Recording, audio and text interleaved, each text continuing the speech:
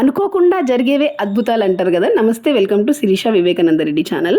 నేను శివాలయానికి వెళ్ళే దారిలో ఒక మామిడి చెట్టు ఉందనమాట. ఆ మామిడి చెట్టుతో నేను ఈ రోజైనా ఒక మామిడి పండు కింద వేయచ్చు కదా, సీజన్ అయిపోతుంది, ఒక మామిడి పండు ప్లీజ్ అని అడుగుతూ ఉండేదాన్ని. సో నేను ఏమనుకున్నానంటే, అరే నా భాష దానికి ఎట్లా అర్థమవుతుంది, అదేమి ఇవ్వదులే అని అనుకుంటూ వెళ్ళిపోయేదాన్ని. బట్ అది ఎప్పుడు ఇవ్వలేదు. కానీ ఒకరోజు నేను ఆ చెట్టుతో మాట్లాడకుండా నేను అలాగే వెళ్ళిపోయాను. ఏదో హడావిడిలో వెళ్ళిపోయాను. బట్ అనుకోకుండా ఏమైంది అని అంటే, ఆ చెట్టు మీద నుంచి మామిడి పండు నా తల మీద పడింది. సో ఆ క్షణం నేను ఆశ్చర్యంతో అక్కడ ఒక నిమిషం నిలిచిపోయాను అనమాట. సో నాకు ఇప్పుడు ఏమనిపించింది అని అంటే, జీవితంలో మనం చాలాసార్లు ఏమనుకుంటాం అంటే, అరే మన లైఫ్ ఇంతేరా, ఇంకా మారదు అనుకున్నప్పుడు దేవుడు మనకు ఒక చిన్న సంకేతం పంపిస్తాడు. అది మన ఆశకు, అదృష్టానికి అండ్ మన ప్రయత్నానికి ఒక చిన్న బహుమతి. సో మీరేమంటారో నా కామెంట్ బాక్స్లో చెప్పండి.